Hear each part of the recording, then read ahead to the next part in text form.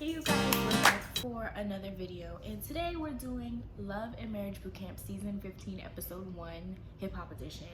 And I'm doing this video a little bit different. So I'm doing it like Ashley Sean Miller, and I'm gonna do it while I'm watching. So it's on a commercial, and we got introduced to all the people. First couple to come in was Hazel E and her boyfriend Davon. She looks like Stacy from 90 Day Fiance. Is it Stacy or Darcy? She like both of them. She gained a little weight. I think it kind of looks nice on her. It kind of makes her, I don't know. I think it just looks nice on her, but I didn't forget the stuff that she did. Anyway, so he is 25 and she said that she was like almost 15 years older than him. So she's close to her 40s. I don't know why. I just always assume like the reality stars are like younger, not so much older than me. But if she's definitely more than 15 years older than me then, so 25 plus 15 equals 40, I'm pretty sure. Math. But yeah, and then you had Corrupt and Tony. They've been together for 3 years. They are AKA toxic. They go from 0 to 10,000 in 0.2 seconds. And Corrupt has a drinking problem. Like as soon as they get there, they start talking about drinks and how it's like a bar. He took a shot of Patron, blah blah blah. Then like my internet started going out on my computer. I had to switch over to watching on my TV. So I missed the third couple. I know the girl's name is Shonda, and I'll find out more later. They've been together, married 12 years and just had their third child. And then Phaedra and her boo came, and I kind of missed that part too. She was like, what is Hazel doing here with her young whippersnapper? I said, oh my God, look at that word, whippersnapper, that's my word. Then we have Tahiri and Vado, who's been together 18 months, and their relationship is more like a situationship, and I'm just like, why are you on here? And I know that I was reading the comments before all of this, and people are talking about it's basically fake, you know, they just need a check or whatever. And I mean, I guess it's entertainment for me. And she was like, her issue with him is that he doesn't really open up, and he was like, it's hard to open up to someone when you love them. And I was like, oh, so you mean you don't love her, because it's not hard to open up to somebody you love. But okay. Shonda and Hazel Lee, like, they bring up the colorist thing, but they really don't really address it or whatever. I guess she kind of just said I'm black and I ain't mean it like that or whatever, but whatever. So they're all like in the room and stuff together. They're waiting for someone to come in and tell them what to do. Dr. Ish comes in with his little red jacket looking real snazzy and whatnot, and he takes them off, and they're like behind podiums, and it's all like America, you know, presidential type stuff, and they're debating about like their relationship issues. Really, they're just showing the interview that they have when they talk about their spouse and like their issues and whatnot. So they first do Vado, who says that Tahiri is a thirst bucket, basically because they've known each other for so long. He's seen how she gives like to guys in a relationship, and he doesn't feel that she's doing the same for him. He's different. He's actually genuine. These people was like playing her, and he feels like she's thirsty for them, but not thirsty for him. Of course, like anybody would, she gets offended. And she says basically in her video that her issue is that it's like a one-sided friendship. She thought finally I'm doing it the right way, we've been friends for so long, blah blah blah. But come to find out, like when you really look at it, he knows everything about me and my past, but I know nothing about him. And his argument was that she doesn't give me what she gave other people, so I don't want to give her all of me. And something that she had said was like she had never felt safe her whole life, even with a man and this and that. So she obviously doesn't feel safe with him. But Judge told her, she's there, she goes to say like for him to listen to that she has never felt safe in her whole life, which is super duper important. Good night, baby. Okay. Hey, what's the matter? Hazel video comes up, and she basically is worried that Davon is with her for clout. I don't know how, I haven't been on social media, so I don't know how much clout one way or another that she has. So I mean, I guess he could possibly be with her for clout, but I don't think that's so much of a good look. I think people are still upset about the colorist issues, especially right now. I mean, I know this was taped previously, but right now I know it's something that's super duper like big, and I don't think she really apologized when it happened either. Devon's issue with her is like her anger. She gets super upset. She yells at him, so she doesn't listen. So Medina, which is Phaedra's boo, feels like Phaedra pushes him away because of her past relationships and whatnot. And she has these emotional walls up, and it's very much true. She definitely does. She states that they haven't had any relations. And the reason being is because she doesn't want to get hurt. She, jokes about it being, so good, blah, blah, blah, and she don't know what he would do if he got it and this and that. But the real reason, she doesn't want to make the same mistakes that she's made in the past. She's scared of being hurt again. And Judge Toller tells her that if you're hurt, it's not the end of the world. You know why? Because you're a boss, baby. So take that on. I took that on to myself. I love watching these shows and like getting things for myself, and that's one thing I'm gonna take on for myself. They asked Medina when is enough, and he said now. Like, he is ready to get it going and cracking and whatnot now. And then we go into Shonda and Willie, and I knew they looked familiar. They were on Love and Hip Hop Hollywood, and I guess that's why her and Hazel had beef. I don't know. Love and Hip Hop Hollywood never really sometimes, and then sometimes not. Anyway, back to this. So basically they both have cheated on each other. I think that she was the one who wanted to be like a stripper because he wasn't making the money that he was normally making or something like that, and they had moved out to Hollywood and she was just living this life or whatever. I don't know.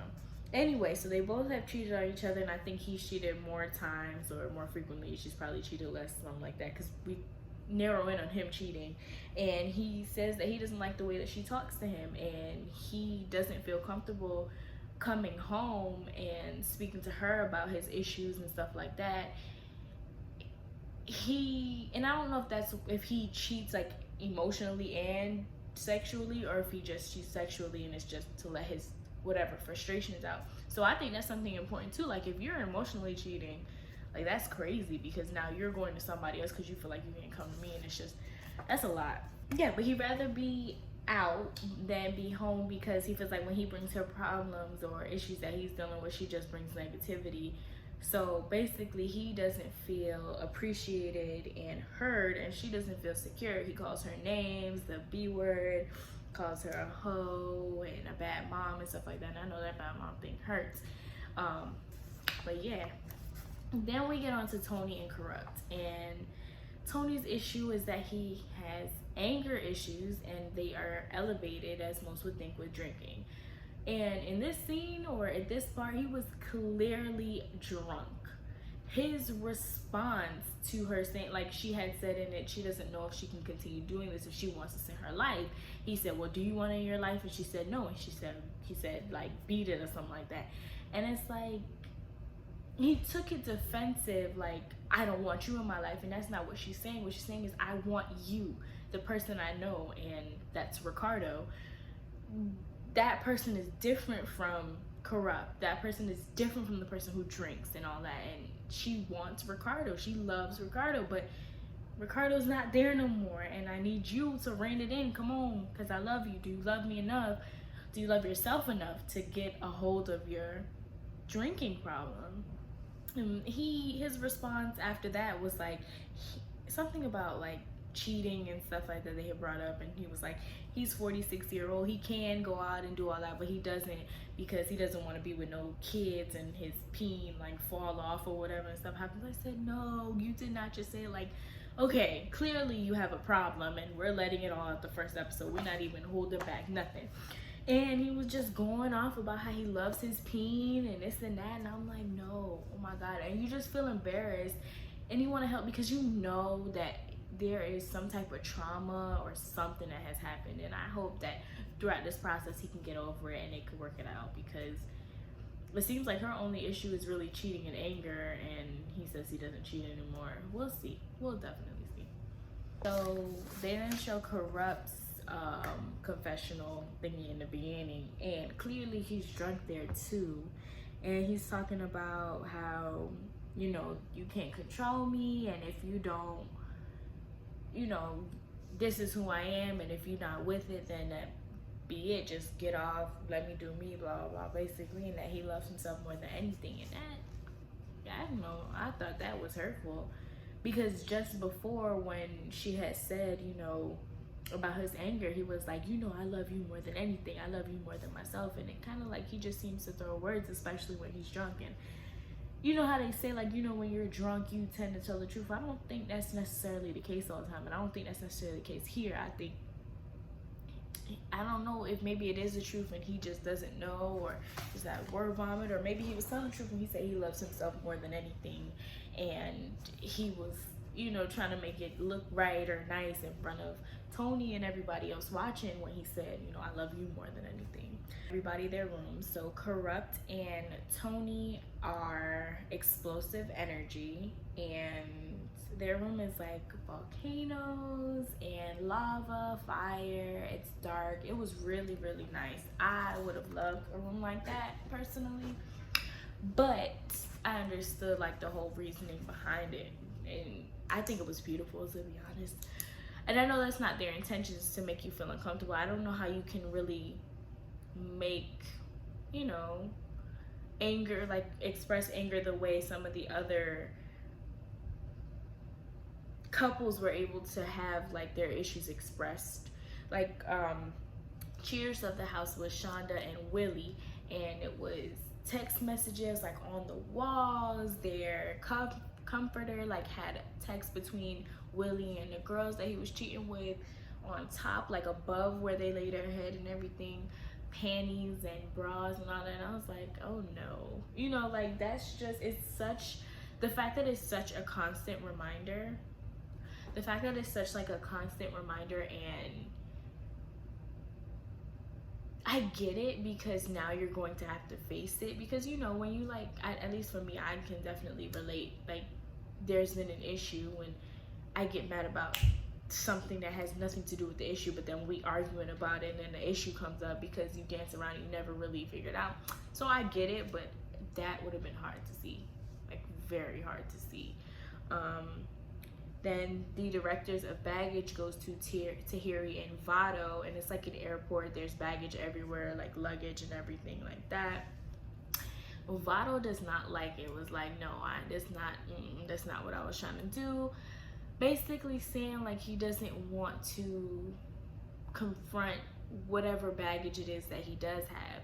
So Dr. Ish does come and he does talk to them, and Medina's in the room with them, and it was just like so funny. He was just like looking around, and he just sat there while they was talking. And then I think Dr. Ish had said something to Tahiri or whatever, or to Dr. Ish said something to somebody, and Medina gonna go and say yeah, in agreement with it. It's like, boy, if you don't get in your own room.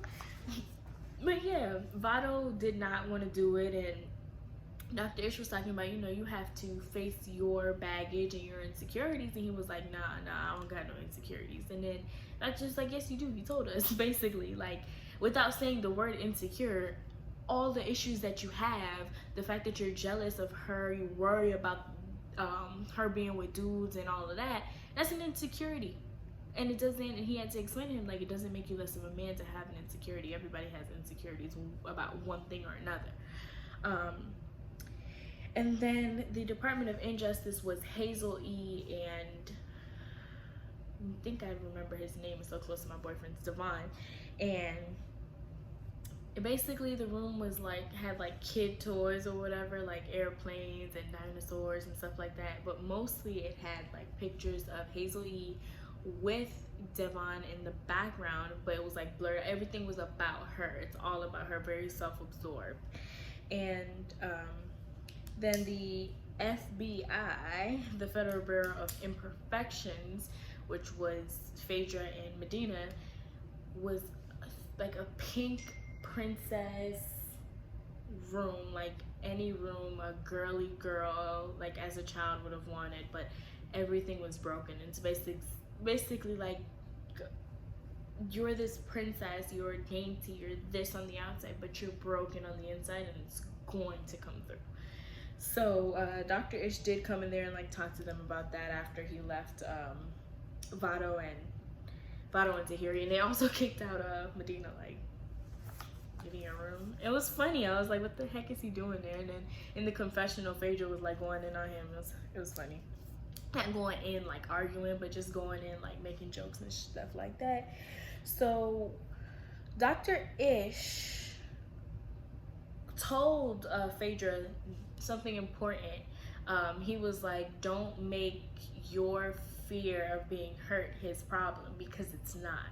You know what I'm saying? Like, of course you don't want him to hurt you. You let him know he says he's not gonna hurt you, blah, blah. But your fear of that is not his problem. Your fear is your own and you need to deal with it, basically. And then Dr. Ish goes and talks to Willie and Shonda, and, you know, they say that this is a lot. Like, I don't want to see this. And then he asked them, you know, like, do you want another 12 years, like the last 12 years that you've already had? And, you know, do you want your daughter to call you up crying on every Friday night because she don't know where her man is, seeing that her mom put up with that and her dad was the one who did it, you know, growing up to think that that is okay. And what I noticed is when they were like doing the debate thing, she started crying and they had to tell him to hug her. And I thought there maybe he didn't know if it was appropriate, you know, we're filming and we're told, you know, to like, you know, maybe it's not appropriate for me to go out there and, you know, to hug her and hold her and console her. So I thought that. But then when they was in the room and they brought up like her seeing her daughter basically do the same thing that she's doing, and she started crying, he was on the opposite side of the bed, and Dr. Ish had to tell him to go console her. And I was like, I don't know, that was weird to me. I just think it's weird. I know that my boyfriend, no matter what, if I'm crying or if I'm upset, even if for the most part, if he upsets me and it's not like we're not in this huge heated argument where I cry just because I just like can't handle it anymore or whatever the situation is. Not like can't handle it, but I just start crying because I'm a crier. So like any emotion, even if I'm angry, I cry. If I'm happy, I cry. I just cry. So if it's something like that, he's upset. He probably won't console me. But if it's something, or even if he is upset, if it's something that he like yelled at me and he knows like yelling can really, I don't know why. I'm like a child because it makes me bawl. He will come and console me and apologize for raising his voice and stuff like that. But so something like this, I know that my boyfriend will definitely console me. Like, but I guess my boyfriend wouldn't be out here cheating like that. Like, he has made mistakes when we were on breaks and stuff like that. TMI. But he's been so apologetic for that and what that whole situation has done in regards to, you know, me not feeling necessarily secure, or even my past when he hears about that and, you know, letting me know, like, I won't do that to you. I care about you. I know that he cares about me. So I know he definitely wouldn't, you know, knock on wood, wouldn't put me in a situation like that. That's not wood, but it don't matter. Wouldn't put me in a situation like that. So I guess that's the difference. But I don't know. I still think that it's weird that he had to be told to console her twice. I don't know. It's been 12 years of constant or consistent cheating, and I kind of think it may have ran its course of, you know, you want to make it work for the children maybe, but I think she's over it and so is he, to be honest with you. Yeah, that's pretty much it. So not too much, just really getting to know everybody and getting settled in. But from the previews of the upcoming season, this is going to be crazy, super duper crazy. So I can't wait to review more. I can't wait to have you guys watch more. And July 17th, Love After Lockup, I'm gonna be watching and reviewing. So like, comment, subscribe, share, follow me on Instagram, will be somewhere here. And I look forward to seeing you guys in the next one.